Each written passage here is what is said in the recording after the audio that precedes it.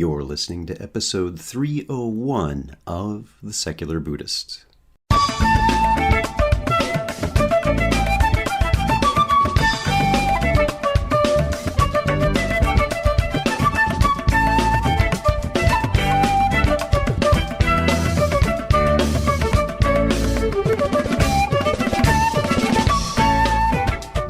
Welcome to The Secular Buddhist. I'm Ted Meissner. The Secular Buddhist is the official podcast of the Secular Buddhist Association, a grassroots-driven effort to answer the needs of secular teaching and practice for contemporary society. The podcast has interviews and roundtable discussions pertaining to engaged Buddhist training and practice, and the SBA website has show notes for each episode along with resource materials. Though the podcast focuses on core practice from a secular viewpoint, more traditional teachings are welcome and openly discussed. Michael Jerryson joins us to speak about his book, If You Meet the Buddha on the Road, Buddhism, Politics, and Violence.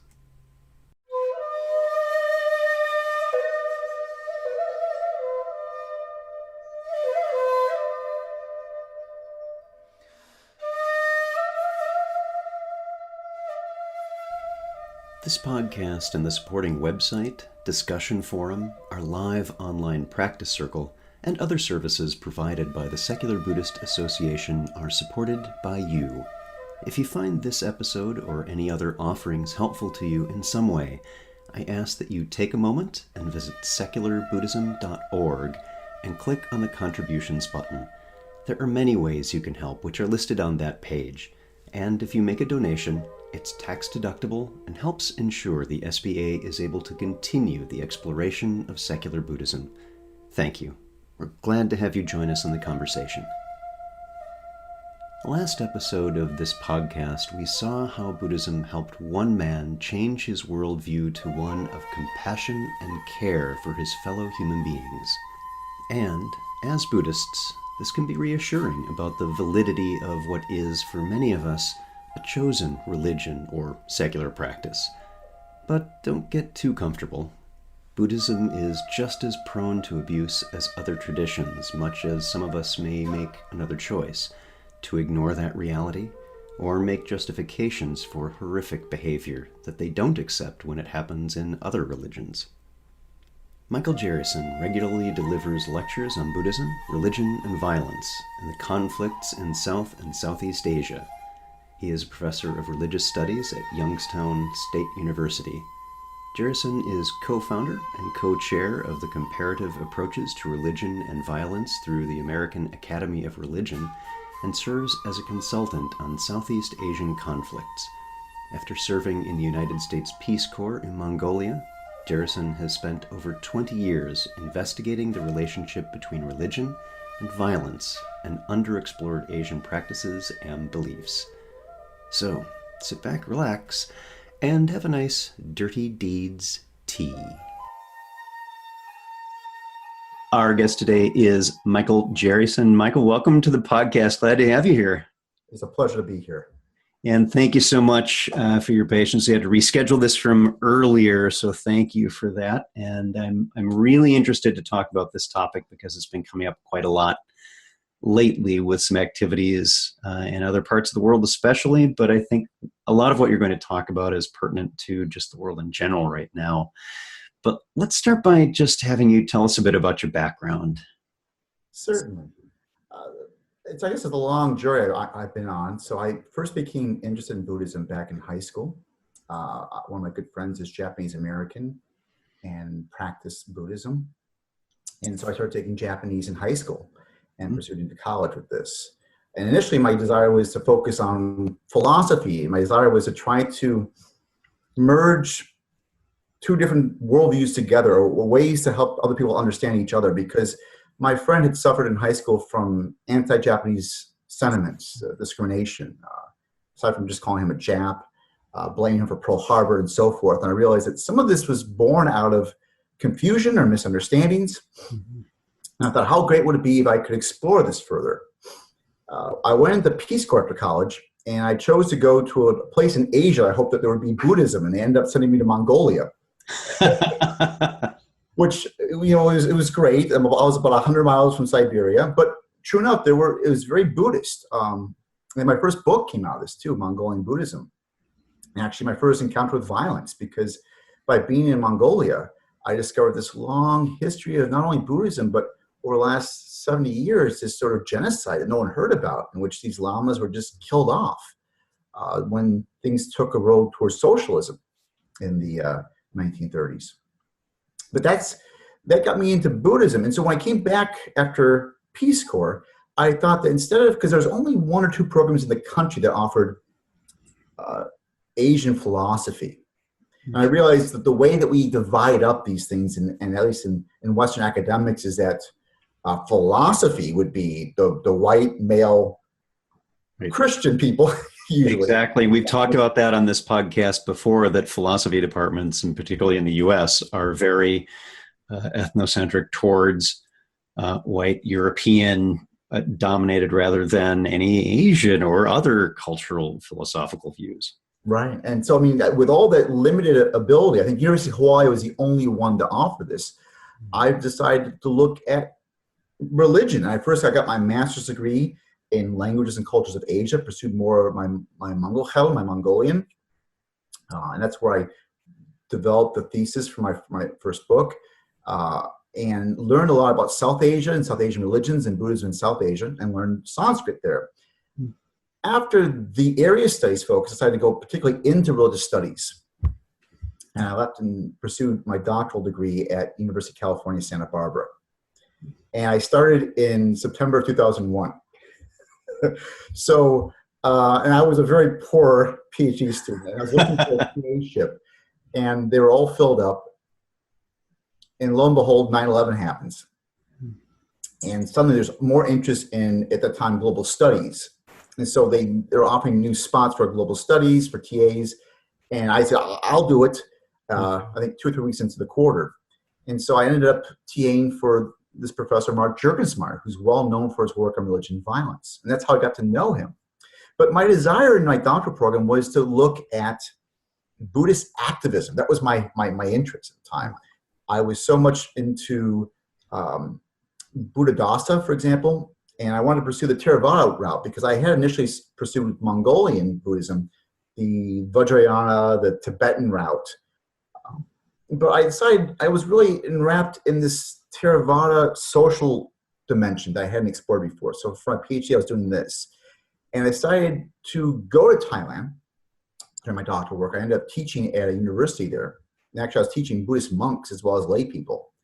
It was interesting. They wanted me to teach on Hegel and Christianity, these Buddhist monks. It was very interesting. And then I explored things like the Buddhist monks involved in ordaining trees to fight against big business and cutting down forests. And I interviewed, shortly after she became the first fully ordained Buddhist nun or female monastic in Dhammananda, which I've kept up relations with ever since back in 2003. But as I was talking in Thailand about Buddhist activism, I tried to figure out what was it in Pasap Thai, what was it in Thai that they used for activism? And to my surprise, they didn't have a word that directly translated in Thai. So then I started naming things like, okay, there's Amnesty International, there's Human Rights Watch. What do you guys, that's good, right? And a lot of Thais are like, no, it's bad. And I'm like, really? And I'm like, well, don't you think fighting for the environment is good and for monks to do this? And like, no, that's politics. That's messy. That's getting dirty. And I was like, oh. And at that point, I realized whether I realized it or not before, I was superimposing Western ideas of activism onto the Thai template to then pursue what is Buddhist activism. And so all that work I did on environmental activism and gender equality, I had to shelve. I'm like, okay, well then what am I doing here? And halfway through my teaching term at this university, violence broke out in southern Thailand. And so I was talking to my students and the monks there, and I'm like, oh, wait, isn't peace a good thing? And they're like, oh yeah, peace is a good thing. I'm like, so if you're working for peace, that's good, right? And that would be okay for a monk? I'm like, yeah, it's good. And I realized that was finally one thing that connected directly from the Western imaginary of what would be activism and what the Thai would be for it. So even though the U.S. Embassy advised no people to go out of southern Thailand, after I finished in May, I went down there. It was right after a terrible massacre there too, and I wanted to look and see what the Buddhist monks were doing. And when I was there, I think I interviewed roughly 80 different monasteries, 80% of the monasteries in this one province. 3 of them were under threat. The largest one for monasteries I interviewed. And no one was engaged in interfaith dialogue.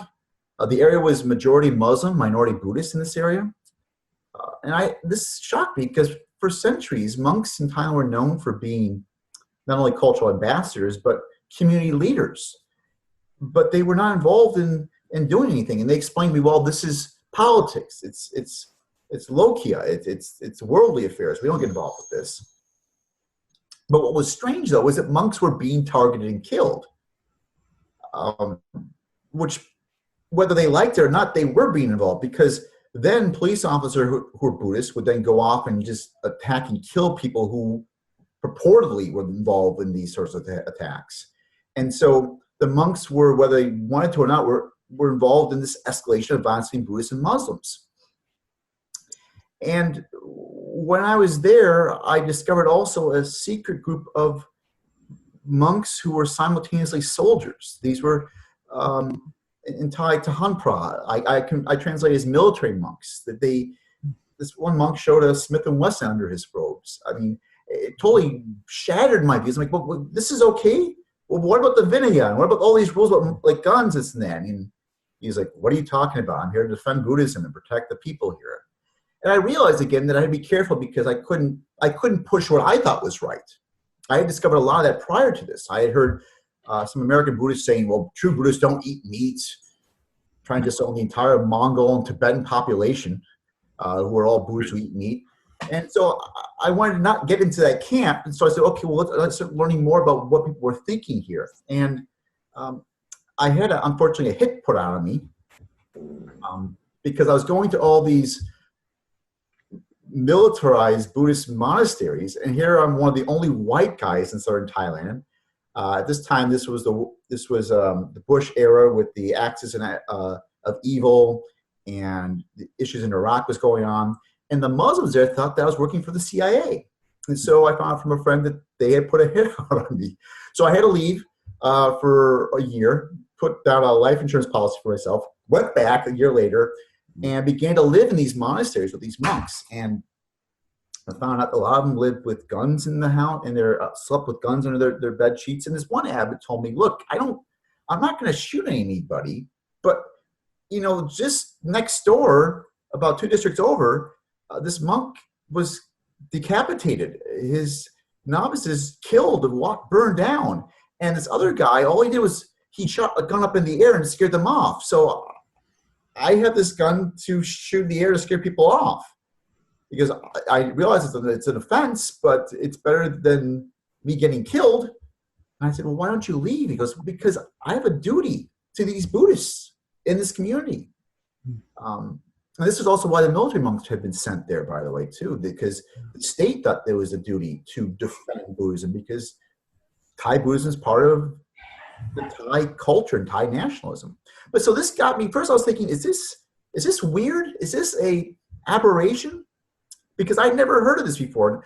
And my studies with Geisha Sopa, who was the teacher of the 14th Dalai Lama, or Kyoto Sensei, who for Japanese Buddhism, there was never any mention of violence. And in all the books I'd read, too, all these introductions of Buddhism or Buddhist philosophy, nothing about violence, always peace, peace, peace. And so I was like, this is got to be really weird. But then I went back to the United States and went to start doing more exploring and realized it's not. There's this whole history of not only Buddhist involvement, but Buddhist monastic involvement in revolts, assassinations, conflicts for centuries. And so this got me into the area of what is now become, I guess, my field for Buddhism and violence. Mm-hmm. And I've been going on the road ever since. Yeah.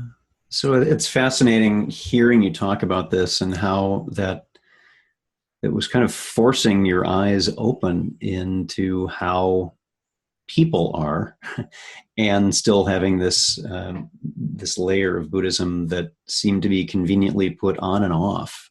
And also you pointed out very astutely about how you were imposing your own views when you first came on about what it's supposed to be, and had some great examples of how there's often dismissing of entire other groups of Buddhists that, well, they're doing it wrong. And there was just having a discussion with another board member of our Secular Buddhist Association. That's not what we do. That's not what this is about. That here's how we do things, and how do you do them? Why? And so that's why this conversation is particularly interesting for me. And I want to hear just a little bit about the book we're here to talk about. Your newest one is, what prompted you to write this book?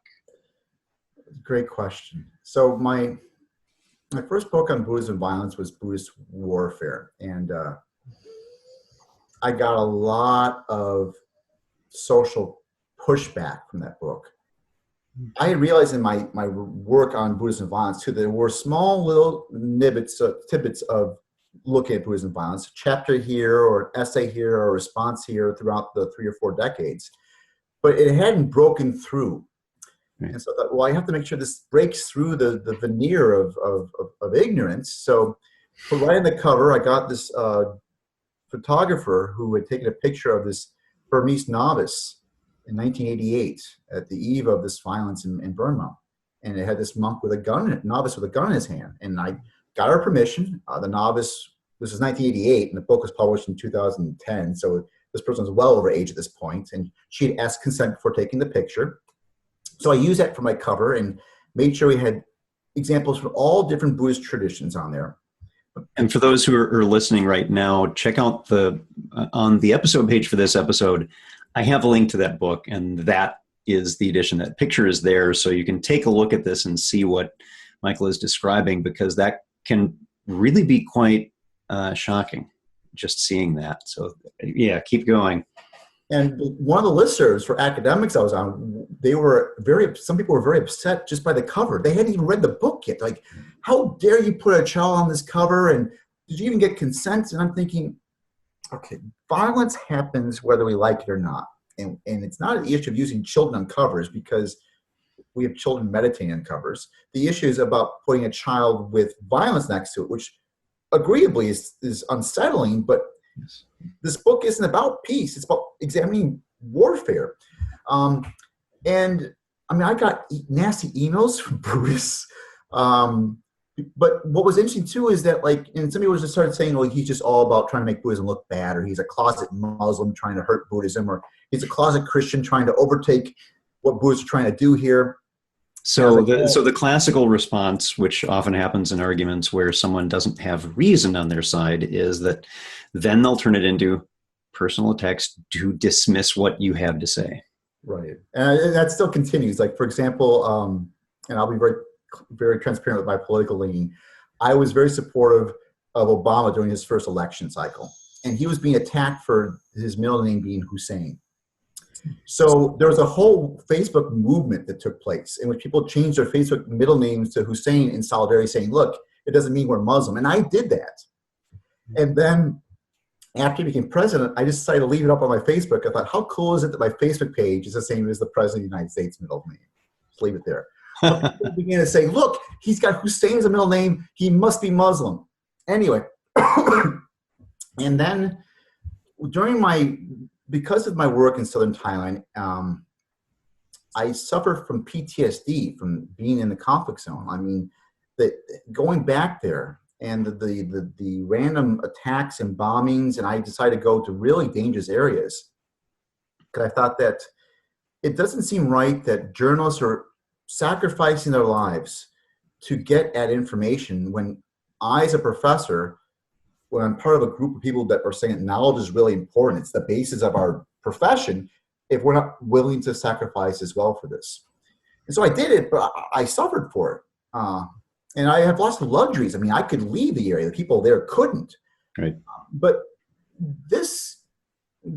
so I decided to pursue this issue of PTSD and think of, well, how does trauma affect the people there as well?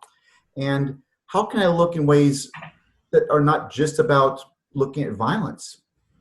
or bad things about violence. The other thing that I realized too is that for a long time, when people look at Buddhism and violence, they'd always use the term ahimsa, a term that Gandhi made very popular. And ahimsa is regularly translated as simply nonviolence. The danger with that translation is that himsa in Sanskrit means injury or harm. Ahimsa works like the same way we'd say atypical in English. It makes it the opposite. So non-injury or non-harm, which is not the exact same thing as how we use violence in our regular, lingua franca in the United States. Generally, I think people think of violence as armed conflicts. It's usually physical. It's very much having to do with war. I would argue it's very masculine based in how it's been envisioned. So we don't think of domestic abuse. We don't think of emotional trauma, these things as being violent and how we should talk about it. Yes, and all this far more prevalent kind of violence that we just kind of dismiss because it's not, well, I can't see a broken bone, therefore it doesn't count as violence. Right.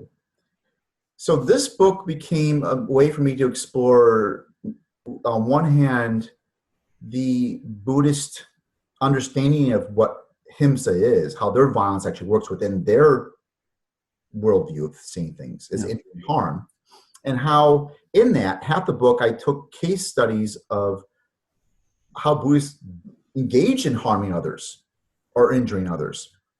Mm-hmm. And then the second half, I wanted to look at how they've been persecuted by how they define violence. And I did that.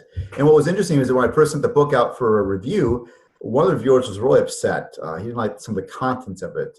He thought that one chapter on gender, one chapter on blasphemy was not about violence. That's not violent. And I wrote back saying, well, whether you think it's violence or not, it fits within harm and injury the way I've shown the examples to be. So, and those who are victimized by it might also consider it to be violence, and that's not someone else's choice to decide for them. So that's how I came up with the project. And then for the title of the book, I thought it was perfect. If you meet the Buddha on the road, the famous koan, kill him, which is metaphorical. It's not really meant to be literal that you kill the Buddha, because the Buddha is supposed to be within you. You shouldn't be seeking things outside yourself. But then I had a friend of mine draw a famous story of the Buddha in which his cousin, Devadatta, who was very antagonistic to the Buddha, according to legends. And in fact, wanted to have the Buddha adopt simply vegetarianism. Yep. Which the Buddha said, no, I'm not going to simply do that. You're allowed to be vegetarian if you want, and do it. I'm not going to completely make it that. And Devadatta said, we should all be in the forest, not just in the urban areas. And the Buddha purportedly said, no, it's both are okay. So at one point, he tried to kill the Buddha. Several times he did, actually. But in one case, he tried to push a boulder off a cliff and hit the Buddha while he's on the road. And so I decided, how great would it be to juxtapose that koan with this image, showing that violence is not just simply metaphorically present in Buddhist traditions, but it's also literally present in legends as well. Right. Yeah, it's interesting when I saw, and again, for listeners, that book is also on the episode page, and just take a look at the cover, because you'll notice at first this beautiful image of Gautama taking a walk, and okay, pause there, look up and see what's above him and what's happening there, because that's part of this. So thank you for sharing. I was going to ask you to recount that. So thank you for doing that as well. And I wonder if we might talk for just a moment for those who may not be familiar with some present day examples of groups that are unarguably Buddhists, because this is a justification I often get. Oh, well, then they're not real Buddhists. I hear the no true Scotsman fallacy argument. So I'm wondering if you might speak for just a moment about 969 and Buddhabhasena organizations. Absolutely. And if I can, I'd like to address also the no true Scotsman argument, in that Buddhism, as it's being used today as a term and as a social institution, it's not Catholicism, that there isn't one pope that rules over all the Catholic people, that you can say you're violating Catholicism, you're no longer Catholic, or you are. There is no body to oversee all Buddhists. In fact, the only governing body that can have some semblance of arguing that you are Buddhist or not would be the Sangha, the monastic institution, the monastics themselves, and they can defrock other monks that think that they're acting outside of that or not. And we have a history of it. So just in the last 100 years, I mean, the Japanese Buddhists, the Soto Zen, the Pure Land were involved in World War II and in the Russo-Japanese War. Tibetans have been involved with this too. But in more recent cases today, and if you look at the highest population of Buddhists in the world, in which there are Buddhist states, these are predominantly Theravada-based. And so, as opposed to earlier. And so Thailand's one of these, Myanmar's another, so is Sri Lanka. And these are places in which we're seeing a lot of Buddhist organizations supporting or being involved in Buddhist violence. So you had mentioned before some examples, such as in Myanmar. We've had for quite some time this one group that was called the 969 group. This nomenclature comes from a response to Muslims, and they had a 3-digit number 2 that they used for social reasons. And so the Buddha said, we'll have a social one, 2 with 3 numbers. 9 for the 9 traits of the Buddha, 6 for 6 traits of the Dharma, 9 for 9 traits of the Sangha. And one of their members had been jailed by the junta during the military rule in Myanmar, but in 2011, he was released. This is Uwerathu, Ashim Werathu, and he proceeded to do what he did before and got jailed for, which was to speak out ardently about terrors and the problems at hand, which is namely the Muslims. And he got a lot of press for it. He was on the cover of Time magazine, in fact. Shortly later on, his work spawned a more formal, more organized group called the Maba Ta. And that group pretty much has the same members as the 969, but much larger. And the Maba Ta, it's loosely translated as a protection of religion and race. And for religion doesn't mean all religions. This is protection of Buddhism. And not just all races, it's a certain race they're looking at. And here they're not meaning race in terms of the social construction of race. They think race is biological here. And that's what they're talking about. And so the Maba Ta has been, one thing that's misunderstood about the Maba Ta is that they're very well endeared by the Burmese population because they do so many wonderful things. Welfare programs, free education, clinics for the sick people, grants and funding and ways to get people to get more higher education. But one segment of their group is a very prolific, vibrant media campaign to talk about the terrors and dangers of the Muslims.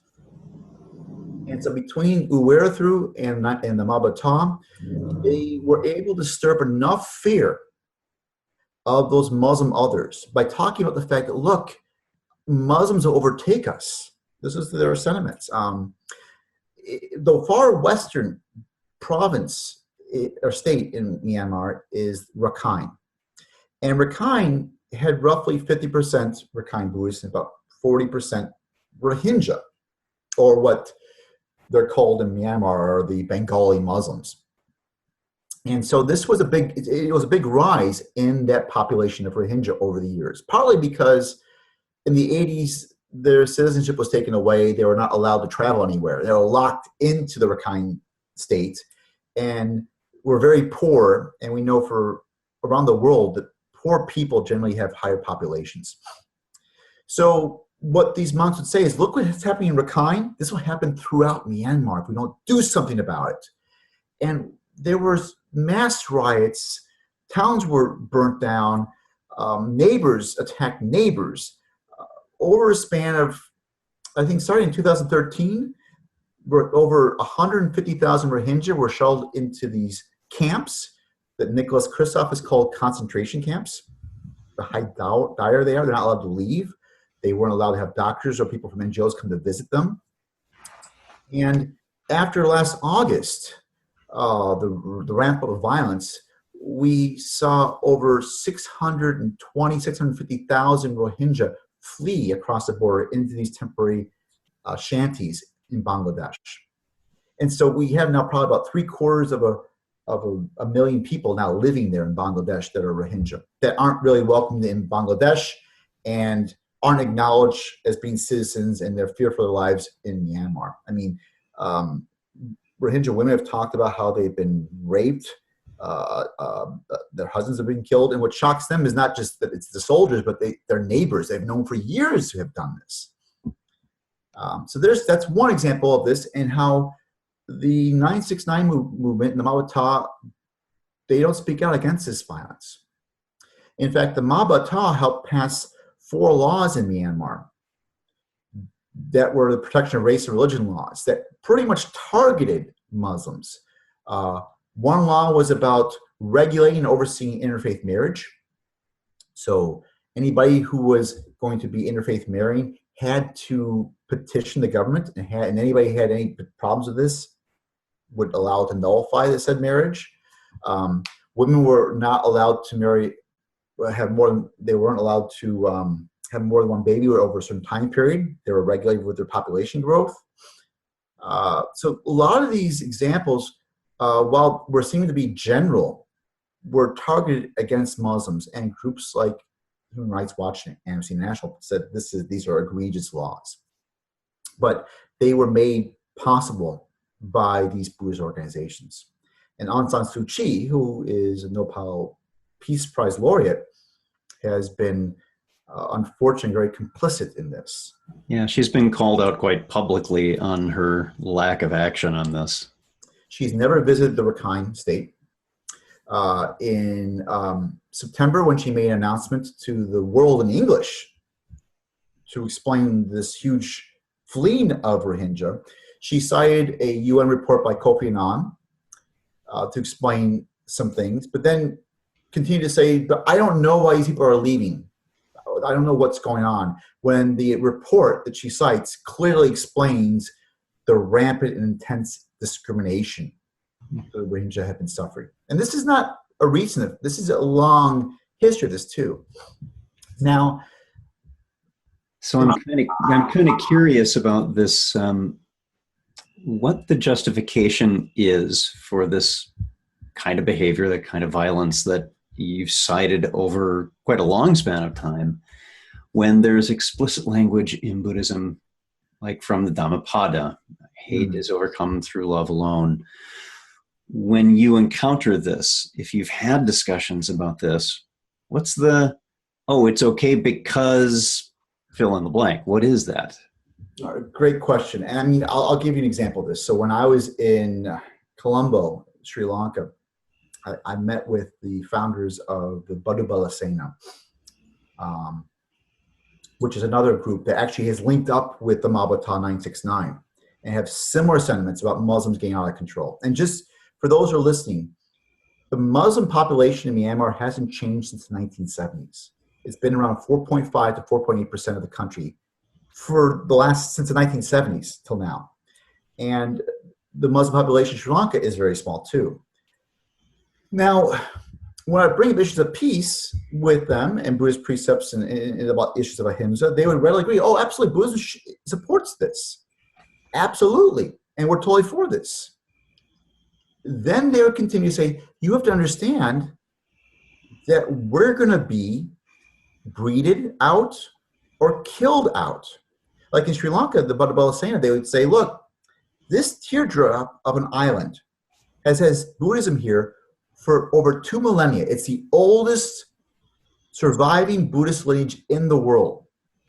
And never has any Western country ever come to help out the Buddhists here when we've been hurt. And they're absolutely right. Absolutely, yes. And then they point, as well as the monks in Myanmar, they go, look, when you have a Muslim and a Buddhist get married, there are strict interdictions in Islamic law about leaving your faith. You'll go to hell. But there's no ramification for leaving Buddhism. In fact, most Buddhist traditions don't have even initiation rites for lay people. So if one person's going to convert, generally it's the Buddhist to Islam, because there's less of a taboo there socially. And so they're right about interfaith marriage being an issue. So there's a complaint about impermanence of the sasana itself, which, of course, is referenced in the canon, and also stories of if one is held down and chopped into pieces, still not the hate is still poison. So canonically, we can look at this too and say that throughout Buddhist traditions, there is a view of end times. There's a Buddhist end times. And for Buddhist doctrine, there's no one end time. I mean, that's one distinct, I think, argument we can make between Abrahamic religions and a lot of Asian ones, is that it's cyclical. So Hindus, Jains, Buddhists all believe it's cyclical, but there's an end to a cycle. So we're in the fourth kalpa. There's only 4 sections of this cycle, according to Buddhist doctrine. And we're in the last subsection of that 4th section. You know, we're always in the end times. Whatever the religion, it's always, we're in the end times now. And I reference every time there's the date that is predicted where, oh, this is the end of the world, it's going to happen. And, oh, what do you know? It didn't happen again. And these, for here, they're not arguing that there's a certain time they'll end, but there's some explanations of markers of when it's going to happen and what can hasten the end times and what can slow it down. Because how interpretive are those markers? Well, actually, arguably, they're not that ambiguous. So some will talk about how the Buddhist Om bowl will appear at certain points, the original bowl itself. And we'll know that bowl because it's going to say, this is the bowl. It's going to be a very sacred, everyone will know what it is. It's not something that one person will be like, it's this and no one else. But one, I think, marker is that they talk about the dwindling numbers of the monks. And that less and less monks will be there, and the monks who will be present will be less knowledgeable about the Dhamma or the Dharma. And so that's part of the atrophy of Buddhism, is paralleled with the hastening of end times. So the more you're trying to preserve the monks and preserve the knowledge, the slower end times will be. This is doctrinally found. Not to say these people are using the doctrine here. And so this is a big distinction too, is that a lot of, I would say, monks in southern Thailand I spoke to, monks in Burma or Sri Lanka, the vast majority of the laity are not conversant in Buddhist doctrine. Sri Lanka is slightly different, but in Myanmar, in Thailand, these Buddhists will go on alms. They'll go give alms in the morning. That's a big ritual for Buddhists. They will give food to the monks when they go on their alms, their bowls out. They'll go to the temple for certain rituals. Some will meditate, but not generally. Meditation's much more popular in the United States than anywhere else when it comes to associating with Buddhist rituals. We see a lot of it in Japanese, though, and in Taiwanese, there's certainly that East Asian focus, especially with Pure Land. But with Theravada Buddhism, there's not, although Vipassana Buddhism is there. In fact, MBSR, mindful-based stress reduction meditation, is derived from Burmese meditation techniques. So I don't want to say that they don't have meditation there, but it's not a traditional, popular way of doing what is to be Buddhist. And these Buddhists don't quote scripture. They quote what the monks say. So I would think another way to stave off the end times would be education. Wouldn't that be a peaceful and wonderful way to stave off if the condition is that there's a decline in the understanding of Buddhism, is to educate? Yeah, and actually the Malbata and the Buddha Balasena are very invested in education. So the Malbata does a lot of free education, and the Buddha Balasena has been very invested in trying to get correct education for the young monks as they're getting developed.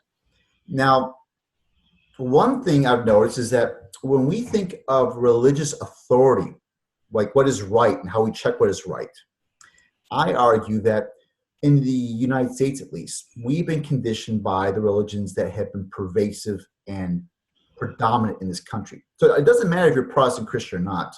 That has affected the way you see things. Right. And I teach whole classes on this. But one example of this is how we look at what is authority in different religious traditions. There's a strong textual focus within Protestant, at least contemporary Protestantism in the United States, versus Catholic, which is more ritual-based. And thus, people usually say, what does the text say? What does the scripture say? And ministers might be very charismatic and wonderful, but they'll cite from the scripture, and they will defend from the scripture too, right? And people, but in other Buddhist societies, particularly in Myanmar and Thailand, there's a different schema of how authority is recognized. It's not predicated on scripture. It's predicated actually on what I call cultural authority, the monks themselves. And we have to understand too, some Buddhist traditions, it takes a long time to become a monk. And we think of the Christian tradition, you go to school, you go to a seminary, and then once you become a priest, you become a minister in this way. In these Buddhist traditions, you get the consent from your parents, you go to the monastery, say, I'm ready. They go, okay, we'll fit you in, shave your head. One day of the ceremony, boom, you're a monk. So we can't think that when we see a monk, that suddenly someone is different from being another person. They've simply gone through that ritual. What's interesting, though, is to see how people are viewed differently once they become a monk.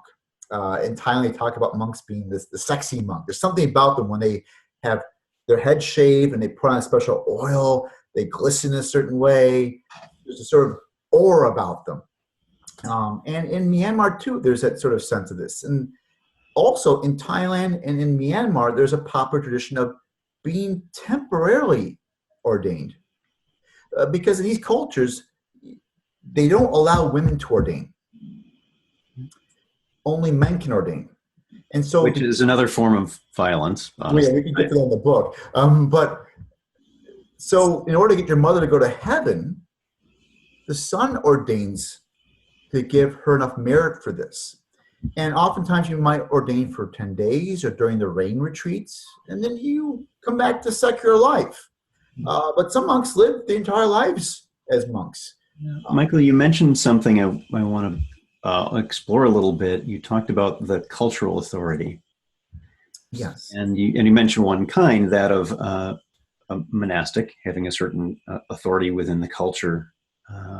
And I'm wondering if we could explore just a little bit maybe the broader terms of this. There's an authority in perhaps one's nationality or one's group or one's attitudes that may take precedence over religious ideals. Could you say a little bit about that? Absolutely. I'll give you an example of this too. So Uwerathu has given lots of very riveting talks. He's a very passionate speaker. And he'll talk about how you have to be a nationalist first. That these Muslims are like African carp, they eat their young, eat themselves. And he, to defend Buddhism, never cites anything from the scripture. But he is one of the highest ranking Buddhist monks in the Burmese Sangha. And so when the 14th Dalai Lama says, this is wrong what's happening with Rohingya, he'll speak out and say, he's a Tibetan. He doesn't know at all what we are doing. True Buddhism is here in Myanmar. It's Burmese. He doesn't understand. And in some ways, he's right. Burmese Buddhist interpretations of what is the truth and what is the Dharma, or in Pali, Dhamma, is different than the Tibetan version of it. Absolutely. So, and yet the assertion of, I always get a little bit, one of my eyebrows at least will go up when I hear the one true Buddhism, or the one true anything. Right. I mean, I've found this throughout all traditions. I mean, you always pick a religion or identify with a religion because you think it is the right reason, right? But there is in educational psychology, we learn about these sort of scales of development, cognitive development scales, where the hope is that you finally adapt what they call confirmed relativism. The fact that you realize that truth is relative in many ways, but you've chosen this one facet to pursue, still being aware that there are other ones that are just as deep and just as relevant. I think that's a healthy mindset to adopt, but many people in the United States or in the countries I've been to they don't see it that way. Whether they're Christian or Muslim or Buddhist or Hindu, they think this is the truth. And when it comes down to religion, it gets very powerful because for them, I mean, this is about not just my life and my morality, but the world, the future, everything. So I have a duty to perform here. Or there's a cost to not performing. Right. It's not just I'm neglecting my duty, but things can go awry all over the world. And if I don't do something about it, I'm contributing to that possibly happening. So this is all, I think, tied into this sort of cultural authority. So, I mean, people have been conditioned to see monks in a certain way, and that only men can do this. So if you're in Thailand, for example, and a monk gets into a train or onto a riverboat, the women and girls will move to the side. They don't want to get jostled accidentally and bump into the monk, because then he'll have to report this as Sangha, and it's a slight offense. This has just become route knowledge. It's become ingrained. And in this way too, it's not necessarily that they got this from the scriptures, although we can find them in any of these reasons. It's because they're taught you shouldn't do this. And it's very Thai. Almsgiving is a very different thing. I mean, in Wisconsin, there was a very interesting case in which Deer Park, where Geisha Sopa set up camp initially before he died. And again, he's the teacher, the mentor of the current Dalai Lama. There's a Tibetan lamas there, but there's also a vibrant Thai Buddhist community there. So at one point, Thai Buddhists started going to Deer Park and giving food to these lamas.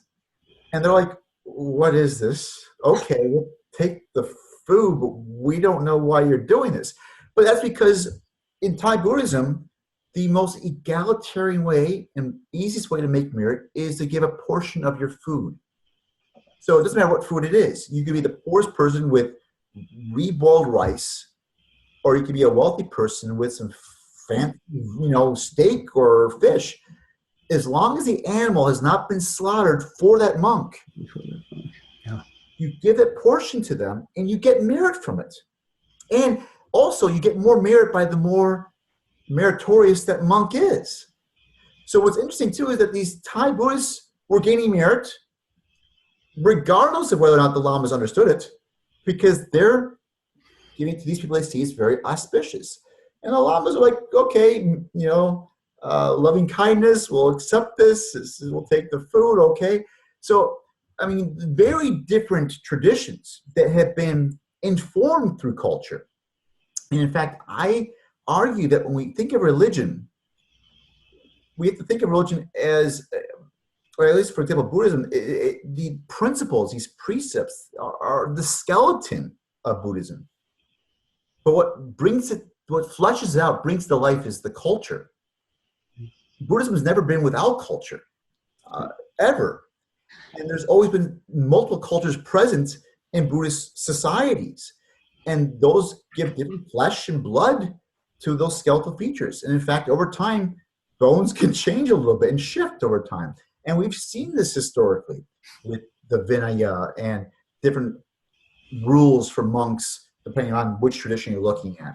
Well, just that there are different manifestations of Buddhism. There are different traditions of ways of doing things. And it was fascinating to hear the different cultural ways in which Buddhism manifests and how those met in this way with the different and valid for the people in which they're practicing them. These are this interesting engagements between them. So I'm curious about, as you talk about the very real existence of violence, and knowing that there are many different kinds of ways in which we might think of violence, when you're having a conversation with someone who may have a somewhat idealistic notion of Buddhism, and you have an understanding from witnessing it for yourself and from your research and from your work that, in fact, what may be considered violence from folks in another cultural context does exist. So how do your you're killing Santa here. So how do you have that conversation? How does that go?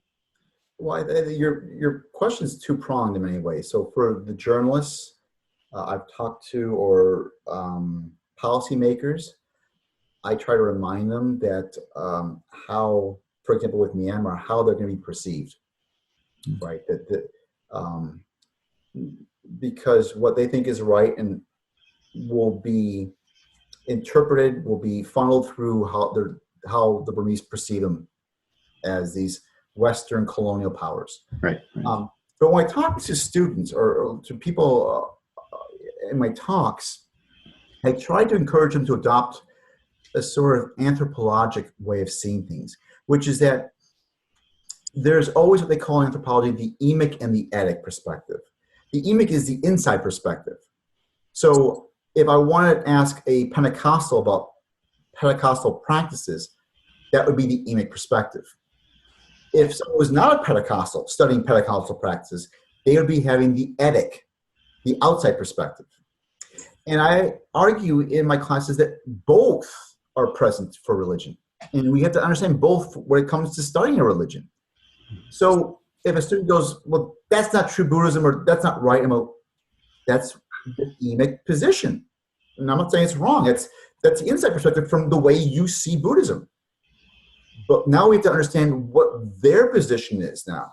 So we have to get it from an etic point of view. Let's get outside of using our values and understand their social values and see that and try to take it this way now. It may be that there's still a disagreement for oneself in how a particular view is received. That's perfectly valid. It's the judging, no, that's wrong for them as well. Right. That's where nope, a bit over the line there. And I mean, I usually try to, if I have time, bring in the issue of, well, look, like right now, you and I were in a safe area. I would say it's pretty opulent compared to worldly standards. There's no anxiety or stress about the fact that our parents are going to be killed or our child hasn't been killed, or there's not rioting in the streets or gunshots, hopefully, around us right now. So we're in a different psychological state, for one. And two, if we haven't had that in the past, we don't have the mindset to think about what we would be doing when we would be put in that situation. So, I mean, some of these monks are living, like in southern Thailand, they're living under constant violence and random attacks for years. And it's different when we talk about what if versus when we're actually in the situation. So they've done studies on this. I mean, Milgram, Zimbardo did these studies in the 60s and 70s. And what they did want to hypothesize what could happen and how could the Nazis do what they did. They put them in those situations. Milgram had this whole experiment with shocking people and found that over 65% of the people would shock people to the point of killing them by simply following directions. And these are from wealthy, nice people. And Zimbardo did a prison experiment with people from Stanford, graduate students. No psychological problems in the past, became within days brutal, abusing prison guards.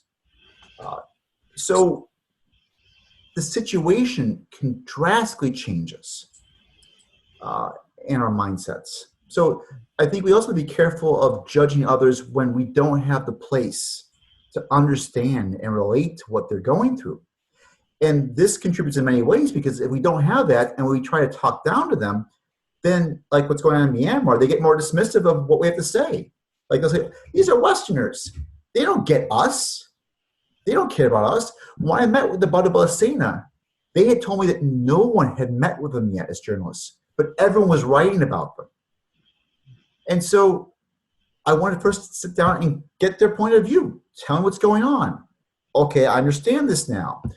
So that's an important thing to do, because if we want to make a difference or make some change, we have to first understand them and make sure they know that we're hearing them. And for change to happen, generally, it's not just us, well, we'll convert them from that truth. Well, generally, if it's going to be most productive, most likely, there's going to be some change on both sides. Yeah, there needs to be a shift away from ignorance. Conveniently, that's part of what our practices hopefully might include. So I'm wondering if you might say what some key takeaways are from the book for people who might be listening, be interested in that. What would you like them to get out of it? Certainly. So I'll give you some examples. I think they're really powerful from the book. So one gets to your question of how do these monks or people justify violence? So in one chapter, I go through exhaustively all examples of conflicts and wars, tortures, and I link them to doctrine. But I talk about what I argue are sort of three different ways in which we seem to have the justification for violence. One's through the doctrine of not hurting people gets overridden by a more important pressing value. And this is something we see in other religions. There's also heuristics, they call it in moral psychology. These sorts of shortcuts in our mind, how we associate things. And it's interesting to see how sometimes Buddhists will disavow some people from the panoply, the spectrum of all people in the world. I used to... All living beings. all sentient beings, right? All sentient beings, yeah. So, I mean, I used to teach with Elie Wiesel next to him at a college, and Elie Wiesel is a Nobel Prize winner. And we talked about how human rights are important for all, but when he talked to the Palestinians, was very different about them. Buddhists in Taiwan would talk about peace and loving kindness. In fact, they would invoke a mantra as they killed a cockroach. So, and it's not like they didn't think the cockroach wasn't sentient. They go, well, yeah, but I'm killing it. So there's a sense of disavowing whatever that is. Another chapter that's really powerful is the violence of discrimination. And so, and I could have done it with race or class, but in this chapter, I focus on gender and the current controversy throughout the world when it comes to women being prohibited by most traditions from being ordained. The UN has a Vesak conference every year. And a couple of years ago in Vietnam, this important Australian monk, Ajahn Brahm, was invited in to give a talk on women being ordained. And when he got to Vietnam, which has one of the largest populations of female monastics in the world, by the way, he was blocked from saying it. So then he posted his what he was going to say online and went viral. The following Vesak conference is going to be in Thailand, and I wanted to give a talk on not that women should be ordained, but looking at the politics behind it of female ordination. And so I got accepted by the academic committee of the 12 people that were going to be invited in. But when I got to the higher level, they said we can't allow any discussion of female monastics. This is banned from the conference. So I was banned from the conference. And some of these women get attacked who go and get ordained. Some women are so fearful that they could only speak to me in confidence and with anonymity. The Maid Chi, the unordained nuns in Thailand, the vast majority of them beg for money and for food, I should say. They have to be the sweepers in these monasteries. So regardless of what we want to call truth, whether they should be ordained or not, there is injury and there's harm right now in not allowing women to be ordained. Blasphemy is another example, but one in which Buddhists are being attacked.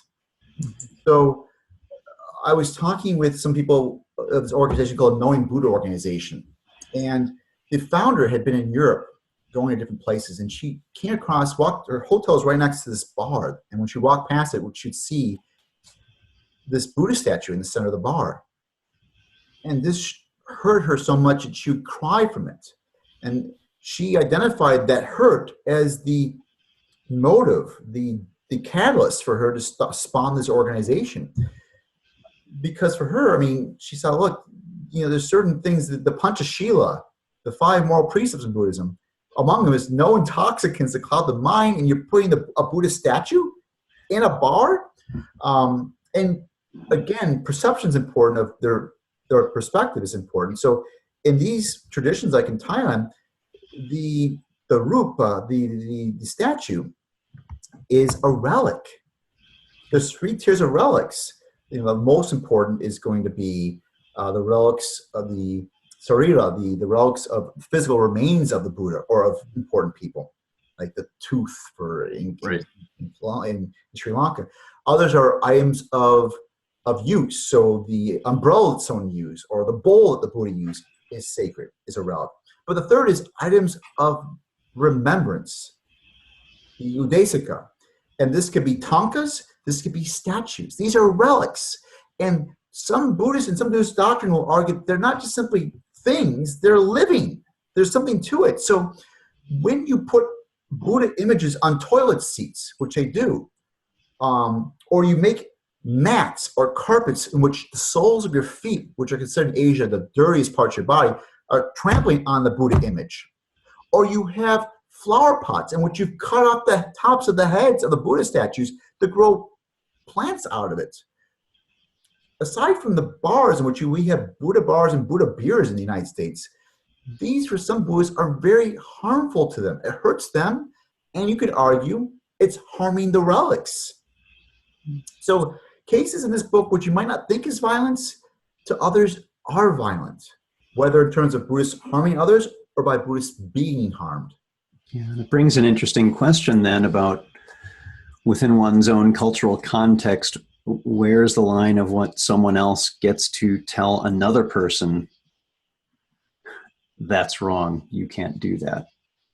And then not for us to answer. But what's interesting for your point, though, is that they've been very successful as an organization. They have written to companies or to countries explaining, because oftentimes it's ignorance.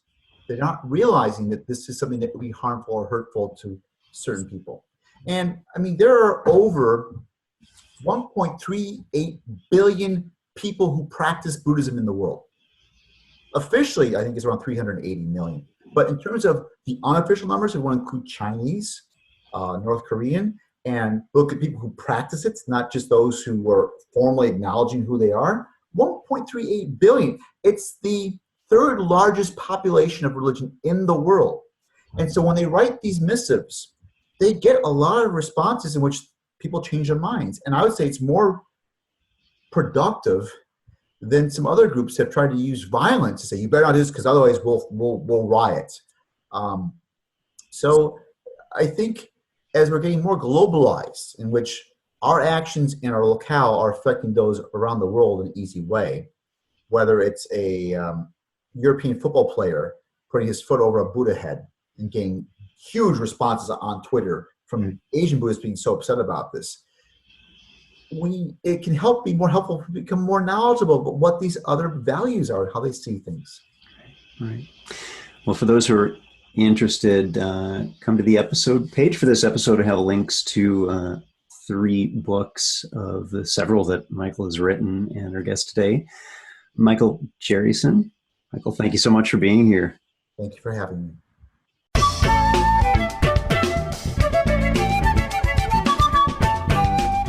Thanks for listening. If you'd like to learn more about something you've heard in today's podcast, please come visit the SBA website at secularbuddhism.org, and you'll find an entire webpage devoted to this and every episode. Discussion about this episode can be found on the episode page itself, along with show notes. The music for The Secular Buddhist is used by permission from John Kaizan Neptune's CD, Steps in Time.